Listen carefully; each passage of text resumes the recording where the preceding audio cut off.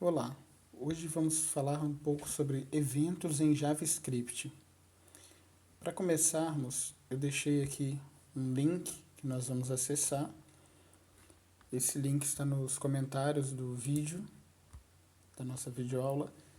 E esse é o endereço, tá? É o endereço do Mozilla, que fala um pouquinho sobre os eventos em JavaScript. Então, se você navegar, você vai ver alguns eventos, onde a gente pode utilizar, enfim.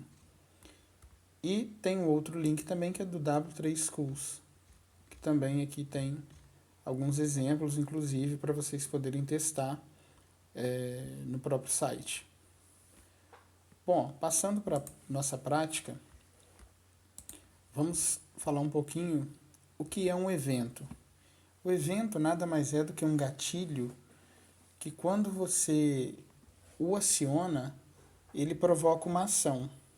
Então, um evento pode ser a abertura de um site, o fechamento de um site, pode ser ao mover o mouse, ao clicar em cima de um objeto, ou seja, cada um desses gatilhos acaba acionando uma determinada ação. Então aqui eu coloquei, os eventos podem ser de navegador, load, erro, resize, enfim. Pode ser eventos de DOM, que aí trabalharia com um focus, um blur, o próprio mouse out, mouse over, entre outros. Temos eventos de transição entre CSS, temos eventos de progressão, que é um evento ao carregar um determinado conteúdo, e eventos de mídia. Vamos fazer alguns exemplos utilizando algumas dessas formas. Então, temos aqui os enunciados. O primeiro exemplo é criar um texto qualquer com uma imagem, e ao clicar sobre essa imagem, eu quero que ele mostre para mim o conteúdo, de uma mensagem qualquer e o nome da imagem. Então vamos fazer esse primeiro exemplo aqui. Então aqui eu já deixei preparado, como eu vou trabalhar 4 exemplos hoje, eu já deixei aqui preparados. Os outros arquivos estão praticamente vazios. Tá? O primeiro aqui eu já coloquei algum código para adiantar. Então basicamente eu tenho a minha estrutura HTML, tem um texto aqui qualquer dentro de uma div. Esse texto é importante demonstrar que ele está com um ID aqui chamado conteúdo, que eu não vou nem utilizá-lo agora, mas está aqui. E a minha foto, eu coloquei uma foto aqui do Zé Gotinha, e essa foto tem aqui um ID chamado divFoto. Eu vou mostrar a estrutura do meu diretório. Então a estrutura aqui do meu diretório eu tenho a minha pasta de scripts, onde eu coloco os meus JavaScripts. Eu tenho aqui 2 imagens, que é o Zé Gotinha e o Zé Gotinha 2, imagem qualquer, e eu tenho aqui os 4 arquivos HTML que eu estou trabalhando. Bom, então voltando para o exemplo 1, eu tenho aqui uma campanha de vacinação, coloquei um texto aleatório e coloquei uma imagem. Se eu abrir essa página, vamos ver o que nós temos nela.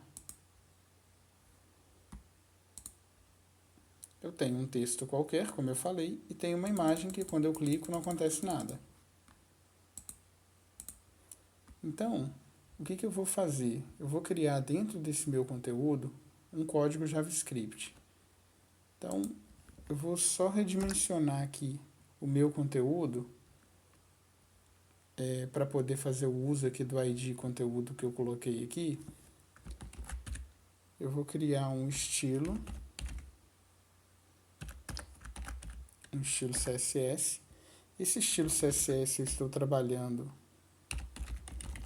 com o ID, então eu digo que todo mundo que tenha o nome de conteúdo, então quando eu coloco esse jogo da velha aqui, eu indico que isso daqui é um ID, então todo mundo que tiver o ID conteúdo, no caso eu só posso ter um, esse texto, eu quero que o texto fique aí com 500 pixels, vamos colocar, de largura. Então eu vou fazer a atualização da página. Então meu texto estava vindo até aqui, vou atualizar minha página. E o meu texto já diminuiu para 500 pixels. certo? Então, eu vou voltar aqui para o meu código e vou fazer agora o JavaScript. Então, eu vou criar um script aqui. Esse eu não vou fazer chamada externa, vou fazer a chamada dentro da própria página. Eu vou colocar um arquivo separado, né? Então, aqui eu vou chamar pelo window. A gente já sabe que o window é o objeto pai. Então, eu vou criar uma função onde eu vou informar que a variável x vai receber document.getElement by id.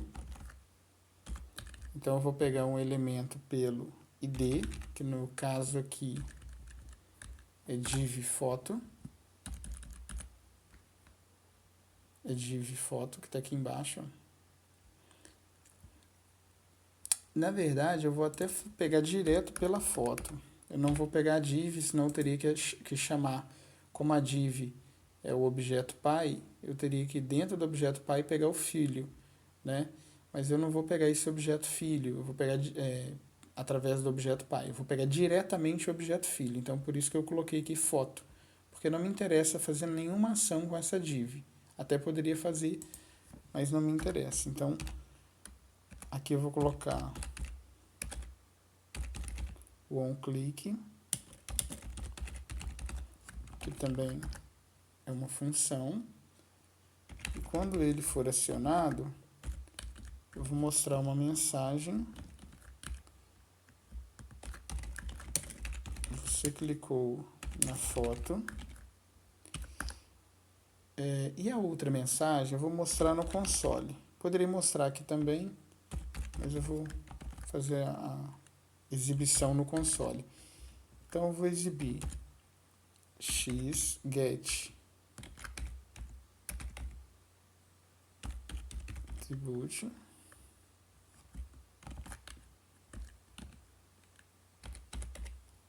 o src, ou seja, eu quero pegar o nome da foto, que é esse nome que está aqui, ó.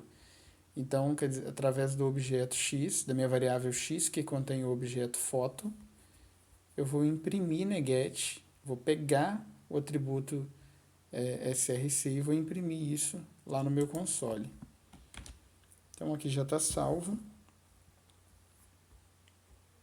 Vou fazer o teste aqui para a gente poder ver. Aparentemente nada aconteceu. Eu vou ativar o console. Então, ó, quando eu clico, ele mostrou, você clicou na foto e ele mostrou aqui depois o nome no console.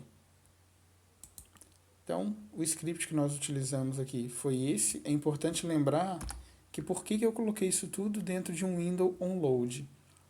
Porque como esse código meu aqui está na parte de cima, esse código JavaScript só vai ser carregado depois que a minha página estiver totalmente aberta. Se eu não coloco esse window onload aqui em cima, repare o que vai acontecer. Eu estaria interpretando esse objeto aqui, ó, getElementByIdFoto. Só que até esse momento aqui, como o meu código é interpretado de forma estrutural, quando ele passasse por essa parte aqui, ele não iria identificar o objeto foto. Então, ele geraria para a gente um erro, porque esse objeto ainda não foi carregado. Ele só seria carregado aqui embaixo. Então, por isso que eu coloco aqui o window onload. Uma outra forma, caso eu não quisesse colocar esse window onload, seria jogar esse código JavaScript aqui para o final da página. Que aí eu garantiria que ele só seria carregado depois que todos os objetos anteriores estivessem carregados. Então, essa foi a única finalidade de ter colocado aqui em cima. Então, o primeiro exemplo já está pronto e funcionando. O segundo exemplo, eu quero trabalhar um pouquinho mais com eventos nessa foto. Então, eu vou fazer o seguinte. Eu vou copiar o meu código aqui para o arquivo HTML2, de exemplo 2. Esse 1 aqui eu já vou fechar para não confundir. E eu vou fazer uma alteração. Eu vou eliminar esse script e vou fazer agora uma chamada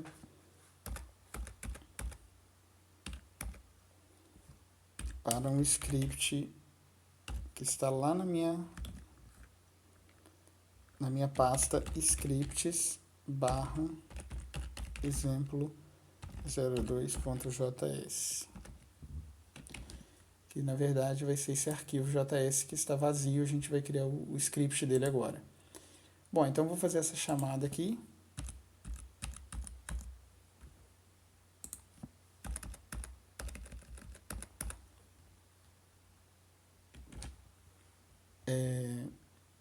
E aí aqui eu não vou alterar nada mais. Eu venho aqui agora para o meu arquivo exemplo2.js e vou fazer o seguinte, window.onload, seguindo a mesma lógica que eu acabei de explicar, colocando o window load para que ele só carregue essa parte do script quando toda a página estiver aberta. Criar uma variável que eu vou chamar de chamando lá o meu document.getElement by id foto.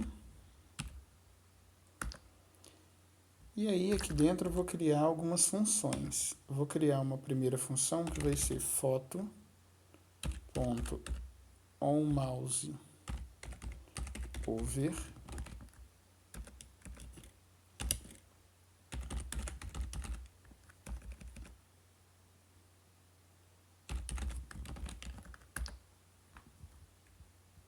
Eu vou duplicar aqui. Porque eu vou criar 3 funções. Eu vou criar o mouse over, né? Mouse out e on double click. Então, na primeira função, eu quero o seguinte, on mouse over, ou seja, ao passar o mouse por cima da foto, eu quero que o atributo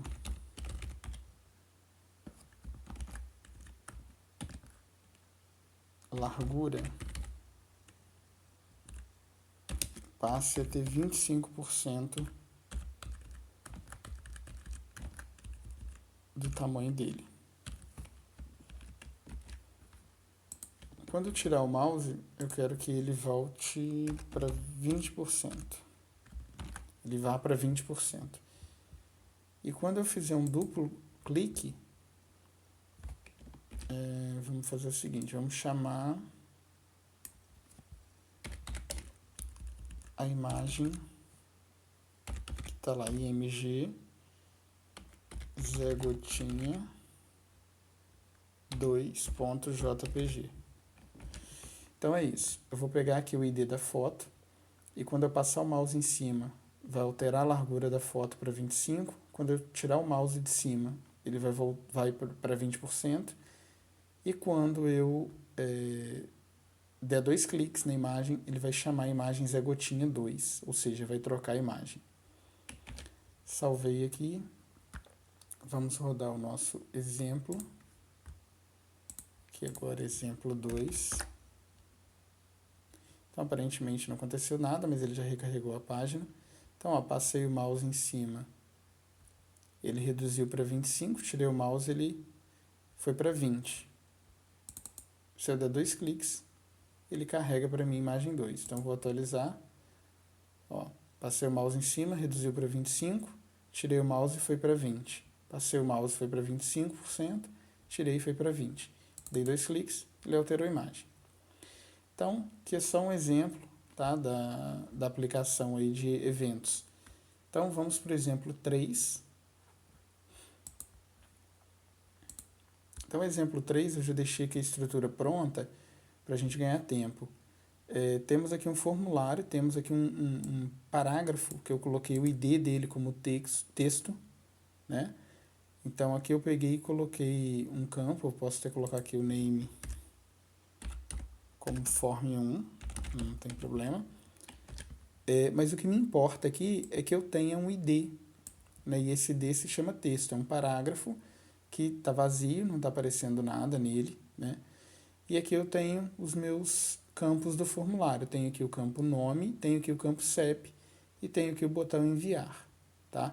O que principal para mim aqui é que eu tenho o ID e nome e tenho o ID e CEP. É com esses que nós vamos trabalhar. Então, a primeira coisa que eu vou fazer aqui vai ser chamar o meu script. Então aqui eu vou chamar script src scripts barra exemplo 03.js.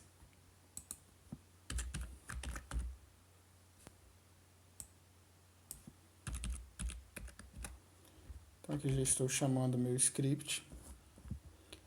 Agora eu venho aqui para o meu JS e vou montar minha estrutura. Então, window.onload function, né, já expliquei, para que ele só carregue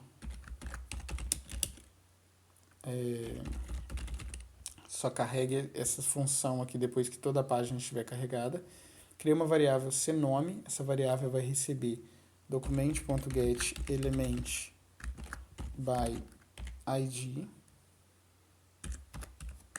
Então o nome do meu campo é inome e vou fazer a mesma coisa para o campo CEP. ICEP. Bom, recebido aqui os valores, eu vou criar agora a função cnome.onFocus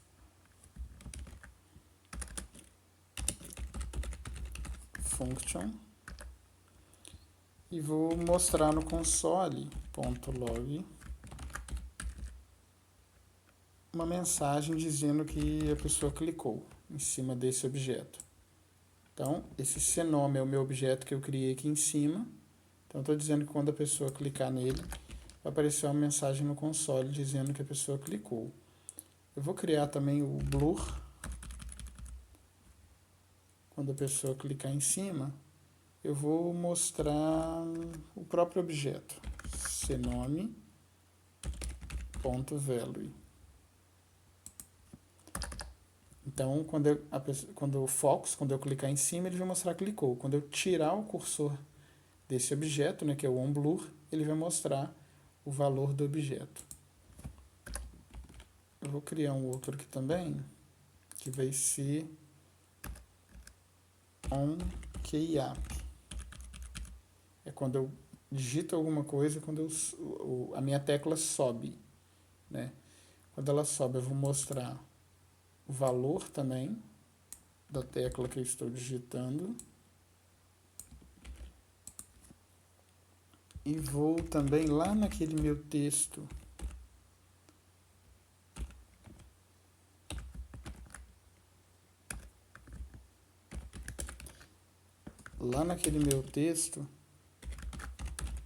vou jogar o valor para lá. Então vamos voltando aqui. Eu criei esse parágrafo, né, que tem o ID texto, ele está vazio. Então quando eu onKeyApp, quando eu subir uma tecla, ele vai fazer o quê? Ele vai pegar e vai imprimir essa tecla no console, e ele vai pegar lá no meu texto, né, aquele meu parágrafo que está vazio, e vai atribuir esse valor também para ele, tá? Lá para esse campo. Então agora eu vou fazer também aqui um para o CEP.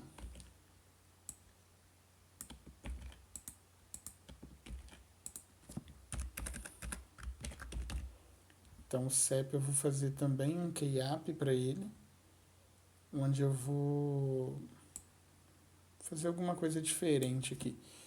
Eu vou fazer um tipo de tratamento aqui com o CEP, mas esse tipo de tratamento é interessante que seja feito com expressões regulares. Só vou fazer aqui para a gente poder ver que ele está pegando os valores digitados corretamente. Então eu vou digitar aqui texto.inner HTML recebe o CEP.value, e aí eu vou verificar.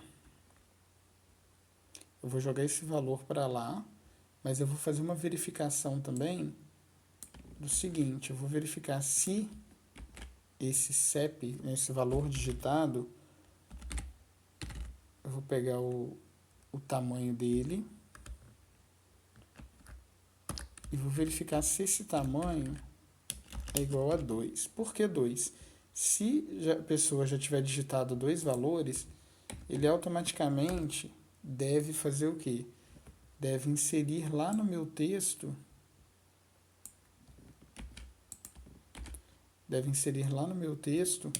o valor que ele já tem, mais o ponto. Esse ponto é o separador de CEP. Como eu falei, é muito útil quando a gente está fazendo esse tipo de tratamento aí, mas é interessante usar expressões regulares, né? Aqui é só para poder demonstrar o uso do recebimento dos eventos, do recebimento de valores, enfim. Um outro tipo de tratamento que eu vou fazer aqui vai ser também quando ele tiver com 6 caracteres. Então, quando ele tiver com 6 caracteres, né, aqui tem 2 caracteres, ele coloca o ponto, então eu passaria a ter 3, mais 3 dígitos, né, eu passaria a ter 6. Então, se eu tiver 6 dígitos, ele vai colocar para mim o hífen. Então, eu estou alterando aqui em dois lugares, né? Estou alterando tanto dentro da caixa de texto que eu estou digitando, como também lá no meu parágrafo, que seria esse parágrafo aqui. Então, vamos verificar aí cada um dos campos, né? Cada um dos exemplos que nós fizemos aqui. Então, eu vou abrir a minha página, que agora vai ser exemplo 3. Ela está aqui aberta. Então, o primeiro tipo de tratamento que eu vou fazer vai ser esse tratamento aqui para verificar se quando eu clico no objeto, né, no caso aqui objeto nome, se quando eu clico no objeto ele mostra no console a palavra clicou. Então, cliquei, ele já mostra aqui para mim a opção no console. Então, está funcionando.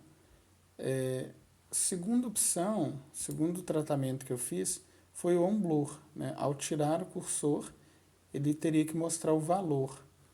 Então, vamos verificar se ele está mostrando. Então, ó, aqui aparentemente ele já mostrou, só não tem valor nenhum digitado.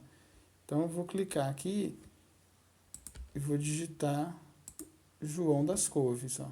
Quando eu cliquei fora, ele já mostrou aqui o João das Couves. Então, vamos lá de novo. Eu cliquei, então eu vou digitar aqui Maria e ele já mostrou aqui para mim, ó. Então, repare que ele foi mostrando uma sequência de valores. Ó. E quando eu clico fora, ele mostrou aqui Maria. E todo esse código que está mostrando aqui ó, na linha 14, na verdade, é o código do OnKeyApp, que está aqui, ó, que vai mostrar no console cada letra digitada. Tá? Por isso que ele já tanto mostrou o OnBlur, quando eu cliquei fora, como também o OnKeyApp ao digitar os valores. Vamos verificar se o CEP agora também está funcionando. Vou digitar aqui 2, 9, ele automaticamente colocou o ponto. 1, 2, 3, ele automaticamente colocou o hífen. 0, 0, 0. Correto? Então, esse exemplo também está funcionando corretamente. Vamos para o próximo exemplo. Esse é o exemplo 4. Eu já deixei aqui criado também, para adiantar, uma estrutura de um formulário. Vou abrir essa estrutura para você ver o que nós temos nela. Então, basicamente, nós temos aqui de cara essa estrutura aqui, né? Cursos, tenho dois campos do tipo Radio Button e tenho aqui duas listas, tá? Essas listas estão aparecendo porque não tem tratamento nenhum ainda aplicado. Então, eu vou fazer a aplicação agora desses valores. Então, aqui eu vou fazer a chamada também. Já vou fechar aqui para...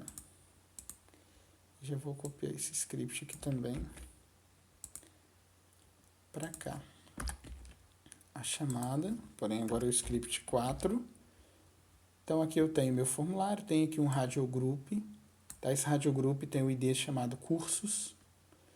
Então é importante que você veja isso, o nome desse ID, radiogrupo, que todo esse ID aqui é cursos, e dentro dele eu tenho dois IDs separados, o ID IC Inf e o ID IC Eletro. E eu tenho aqui também uma div com o ID IC Inf Values e IC Eletro Values. Tenho duas divs. Então, essa div é aquela div que contém uma lista, essa outra div contém outra lista. Eu tenho um radiogroup que contém as opções do meu radiobutton. Então, o que nós vamos fazer aqui? Eu vou criar um CSS aqui em cima, só para de cara ele já eliminar essa lista. Eu não quero que essa lista apareça aqui. Eu quero que ela já nasça oculta. Então, como é que eu vou fazer para ocultar essa minha lista? Eu vou vir aqui em cima e vou criar o meu style. E nesse style eu vou colocar aqui, quem tiver o ID ICInf underline values vai receber display none. Isso em JavaScript vai fazer com que esse ID não apareça, ele fique oculto. E eu vou colocar a mesma coisa para o eletro. Então, quem tiver ID eletro, IC eletro values, vai ficar também oculto, né? None. Então, a ideia é que ele oculte essa div que tem o ID, IC inf values, e oculte essa daqui também que tem o IC eletro values. Eu poderia agrupar esses dois CSS aqui, tá? Colocar na mesma linha, mas enfim, estou fazendo assim que eu acho que fica mais didático. Bom, agora eu vou mexer aqui no meu JavaScript. Eu vou só abrir para você ver que ele já ocultou. Ó, as minhas listas já não aparecem mais, elas já estão ocultas justamente porque eu coloquei ali o display como none. Então agora eu vou voltar aqui e vou começar a colocar o meu código. Window.onload recebe function, aquela mesma estrutura, né? Aqui onload. Aquela mesma estrutura para que ele só rode esse código quando tiver tudo aberto, a página toda aberta. Vou colocar aqui document.get element by id. Deixa eu só verificar lá qual é o nome do ID correto. Cursos, ó. Eu quero pegar esse radiogroup. Então, o ID é cursos, o nome. Então, aqui vai ser cursos. Então, eu vou pegar todo esse elemento e jogar para cá, para var, opção. E aí eu quero que dentro de opção, ao clicar, né, on change, ou seja, ao clicar nessa opção de mudar o meu campo lá de seleção do meu radiobutton, eu quero que ao clicar nele, ele chame para mim, cria a variável opções, né, e ele chame para mim uma busca dentro desse elemento opção, que é o meu radiogroup. Eu quero que ele faça aqui um query selector all, ou seja, eu quero que ele traga para mim todos os elementos chamados de input. Então, no caso, se eu visualizar lá, dentro do meu radiogroup, ó, eu tenho, teoricamente, dois inputs, né? Esse e esse aqui. Então, eu quero que esses dois inputs venham para essa variável opções. Ela vindo para a variável opções, eu vou criar aqui uma variável tamanho, onde eu vou chamar aqui opções.length, para pegar o tamanho. Vou pegar aqui variável i, vou inicializar como 0. Vou criar uma variável também caixa. E vou mostrar no meu console o tamanho, só para saber se até agora está funcionando certinho. Então, eu vou rodar aqui o código para poder verificar se está tudo ok. Quando eu clico, ele não está mostrando, deixa eu olhar por quê. Ah, tá. Pode segurar aqui o Ctrl F5, só para verificar. Isso, ela já mostrou o valor, ó. Então ele está mostrando aqui o valor 2. Então está funcionando corretamente. Eu precisei atualizar aqui para ele recarregar os valores. Certo? Então vamos voltar aqui. Então até aqui ele está carregando o valor do TAM. Eu vou fazer agora uma estrutura de repetição, onde eu vou colocar aqui i de 0, enquanto i for menor que o tamanho, i mais mais. Então, para cada um desses aqui, caixa vai receber document.getElement by id. Então ele vai pegar opções, cada uma das opções, no caso eu tenho duas, então ele vai pegar a opção 0, depois a 1. Eu vou pegar o get attribute id e vou acrescentar aqui o values.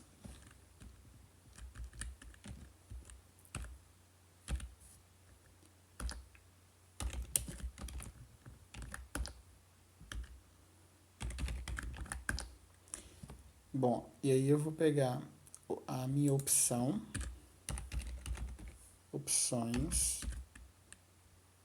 e, que é o meu indexador, ponto checked, e vou verificar. Se ele tiver checado, se tiver marcado, então caixa, ponto, set, attribute,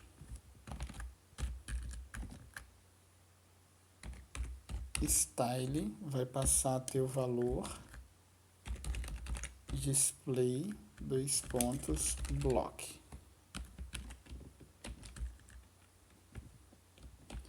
Senão, ele vai passar a ter o none. Bom, então o que eu estou fazendo aqui? Eu peguei, né, a minha div cursos, né, meu radiogroup cursos, que é esse radiogroup todo, localizei com query selector all todo mundo que seja input, no caso eu tenho 2, então peguei esses 2 inputs e joguei para essa variável opções. Aqui eu simplesmente peguei quantas variáveis eu tinha em opções para poder utilizar isso aqui no meu for. Poderia ter colocado esse código aqui, opções.length, diretamente aqui, mas assim eu acho que fica mais didático de fazer. Aqui eu só criei duas variáveis, né, i0 e caixa, e aqui console.log eu simplesmente mostrei lá quantos objetos eu tinha encontrado para poder verificar se tinha encontrado os dois. E para cada um dos dois, eu criei aqui o caixa recebendo document.getElementById. Aí para o nosso código ficar mais dinâmico, eu estou pegando aqui, ó, o meu ID é o que? É o nome, tá, do meu ID convencional, ou seja, nesse primeiro aqui seria esse ICINF, então ele vai pegar esse ICINF e vai concatenar com underline values. Para quê? Para que ele possa acionar aqui um desses dois. Então, ele está pegando, na verdade, o ICINF underline values e está formando esse nome aqui, ó, nesse primeiro exemplo, tá? No primeiro for. Então, ele pega esse primeiro nome e faz o seguinte, e verifica, olha, a primeira opção está marcada. Se ela estiver marcada, se for verdadeira, a pessoa clicou nela, eu pego caixa, ou seja, o meu, nesse primeiro caso, ICINF underline values, e jogo o style dele como display block, ou seja, eu mando exibir a caixa, né, referente a esse elemento. Se não estiver ativo, eu coloco aqui como none, né, que possivelmente ele já estará.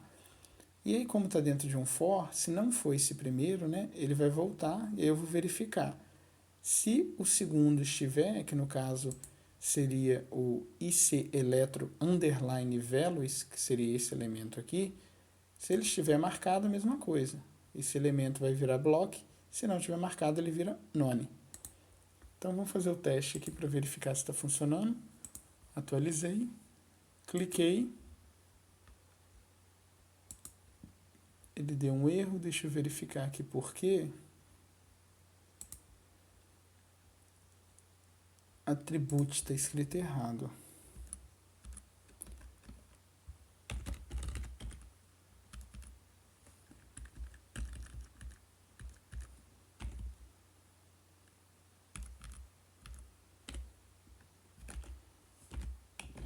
Agora sim. Vou fazer o teste de novo.